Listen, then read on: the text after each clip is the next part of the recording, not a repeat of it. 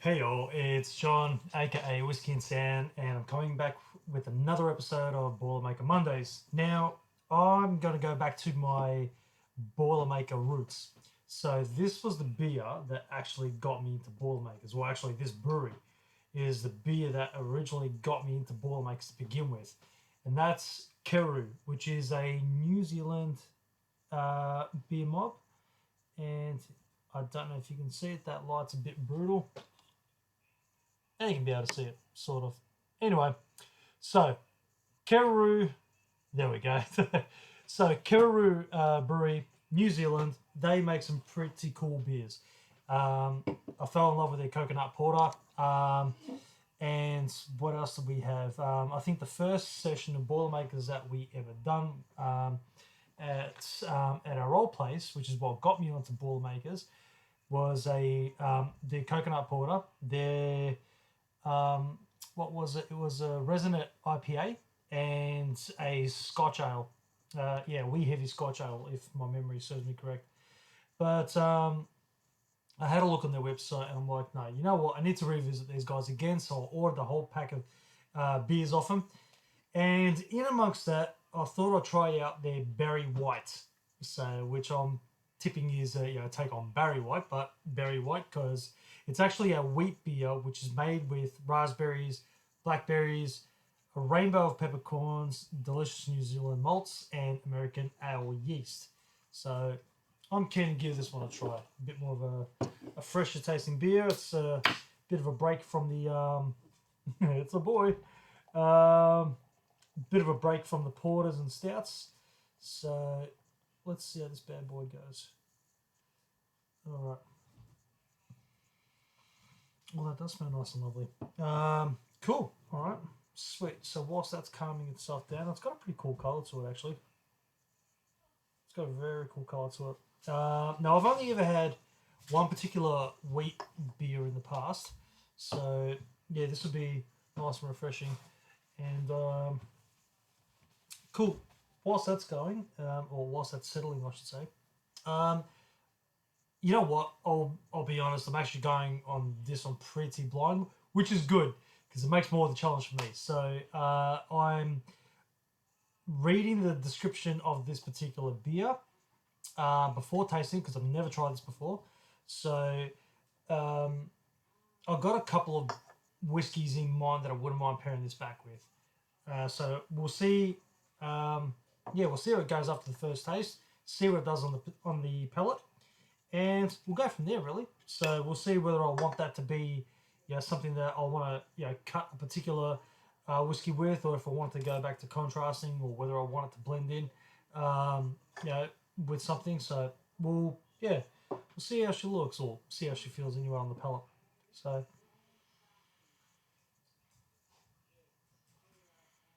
man, it smells like a fruit bowl and a half. This thing.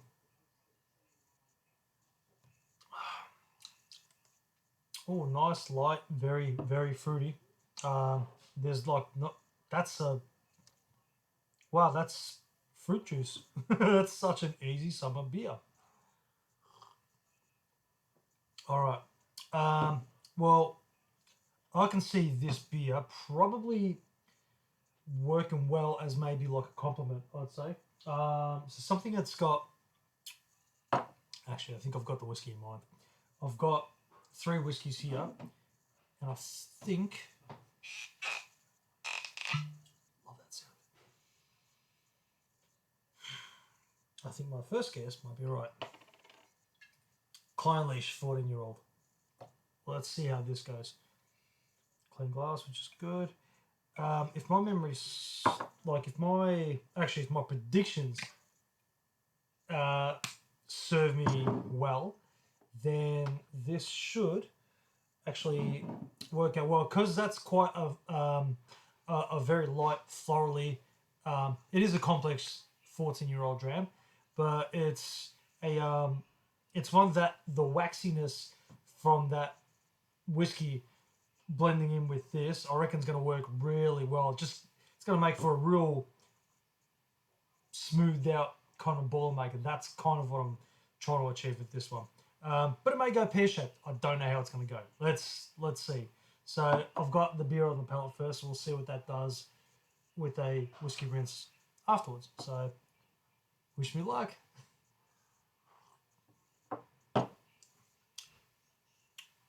That's definitely got raspberries and blueberries. You could almost put that back with like a sherry bomb, like without thinking too much about it. That's almost like drinking a bloody cordial. It's a fruit juice or a cordial, really. That's what that beer tastes like. That is going to be such a dangerous beer to drink in the summer because that's just going to go in like water, fruit flavored water. Anyway, without any further ado, see what the Clynelish 14 does with this. So, I love the nose on this. It is such a ripper of a whiskey.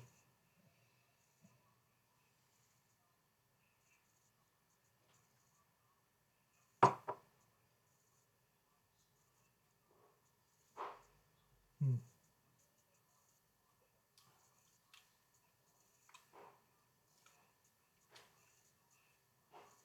Yeah, right. That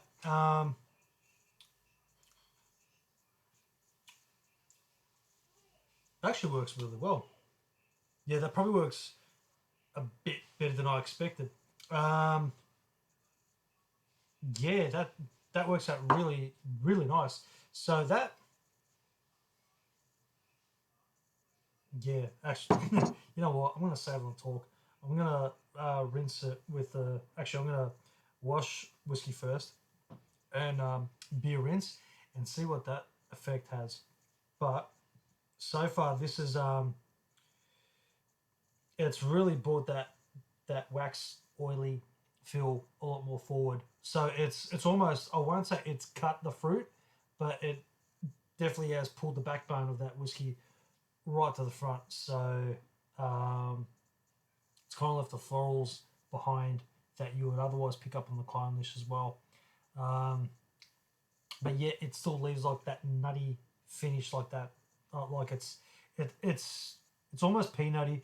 This will probably also work well with if you've got like a peanut butter porter or peanut butter stout. This would work amazing with that. So I reckon it's got that. It accentuate the flavors, 110%. Right, I'm gonna go whiskey first, and then beer rinse it afterwards. See what that does. Love this whiskey. I really love this whiskey.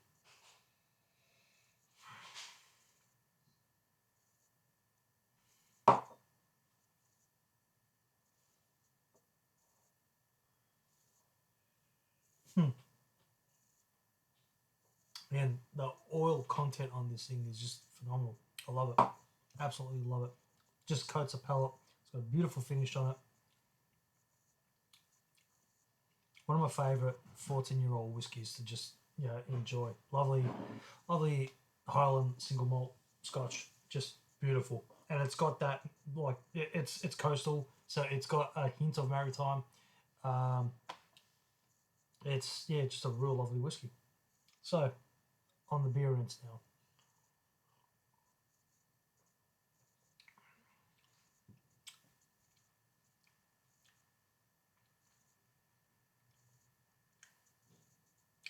I'll be honest, I actually prefer it the other way around. So beer, beer wash, whiskey rinse.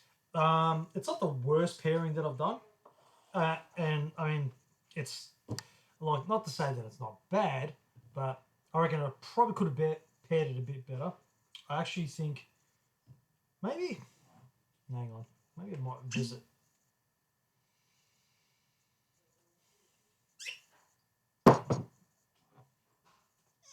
Bit off script here, so we'll see. Maybe this might work. I'm gonna come back to the Clynelish later. All right, so let's change her up a bit. The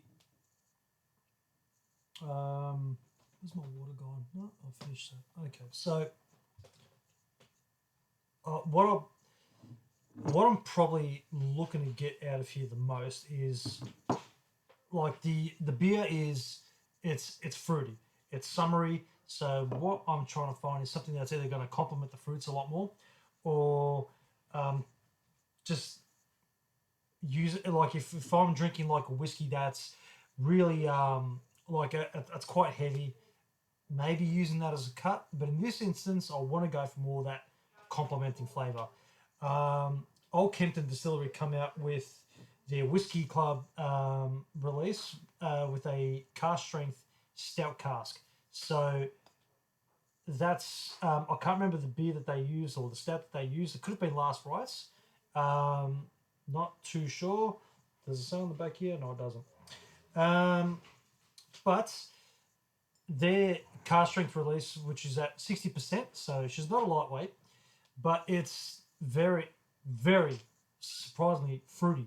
For a stout cask. So I think, this is already a Boilermaker in a glass, this particular course, and it's quite a big, robust whiskey, so maybe this probably might be a bit more of a more suitable, more appropriate pairing. We'll see how it goes, actually. If you're one of the lucky ones to get your hands on these bottles, it was a pretty robust whiskey from Old Kempton. Their stout cask, and if anything, they've got one now. If you're part of the club, their musket cask, which is what I'm hanging to get my hands on, so which should be coming hopefully in the next week. If Australia Post or Fastway Couriers, whoever does their job right, gets to my front door in the next week. So looking forward to that, because that's the first time they've actually done a musket cask. But anyway, getting back to the subject at hand, we're talking about their stout cask here with Kererū Brewing wheat beer. So all right, I'll rinse the pellet out with this, and then we'll visit the stout cask and see how that one goes. So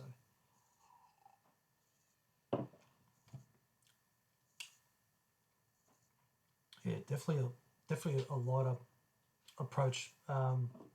Definitely a light beer. All right, rinse that one out thoroughly. Make sure I've got no hint of Clynelish there. All right, so Old Kempton cask strength stout cask. Let's see how this one goes.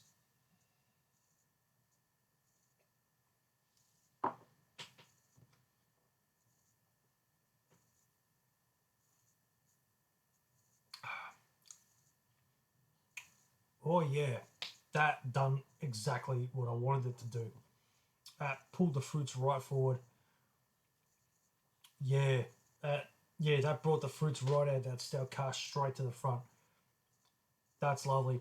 And sometimes you might get a little bit of a bite out of, or you might get a lot of bit of a bite out of it's a cask strength whiskey. So those that don't have the palate, that's not too used to drinking a cask strength whiskey, whether you want to put a drop of water in there or so to pipe it down a bit, so then that way it comes at a more drinkable or more approachable dram, then feel free to do that. But I think with this particular beer, you won't need to do that, and that's kind of what I was hoping to achieve. So I can quite comfortably visit this. I'm happy drinking this straight on its own or neat. I prefer drinking cask strength neat, especially to start off with, because then I'll get the true essence from what the cask was trying to give to you at its particular strength of the bottling. So this is actually a really nice. I'm not going to say it's an easygoing 60% alcohol, because they don't belong in the same sentence. You do get some whiskies that you'll be drinking above 60% and it does not drink like it's a 60%. This particular whiskey does drink like it's in its 60s, so respect it for what it is, but there's a lot happening with it. So all right, so we'll go now whiskey wash, and we'll go to a beer rinse and see what that does. But so far, out of the two that I've tried, between the Clynelish and the Old Kempton stout cask, the stout cask is in the lead with a beer wash and a whiskey rinse. Definitely has a lot nicer finish on the palate, and a lot more fruit predominant. So All right, let's see how we go.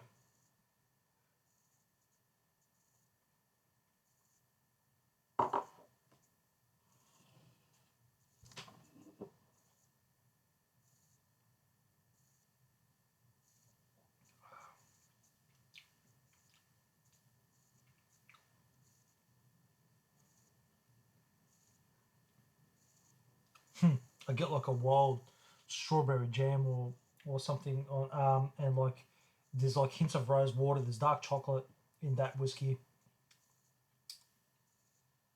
Really nice. It was a really nice whiskey, and I think it's actually doing its job after the beer. So, all right, let's see what a rinse on this does.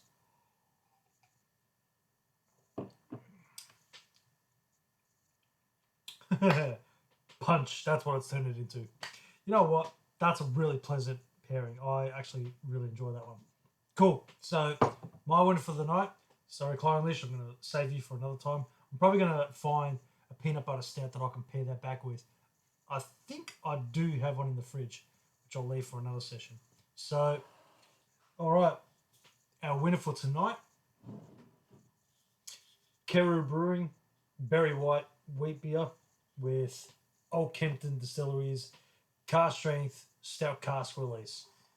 That was a beautiful pairing. Easy summer Boilermaker to enjoy right there. So, and I know that I said that last week I was going to get my hands on a visitor.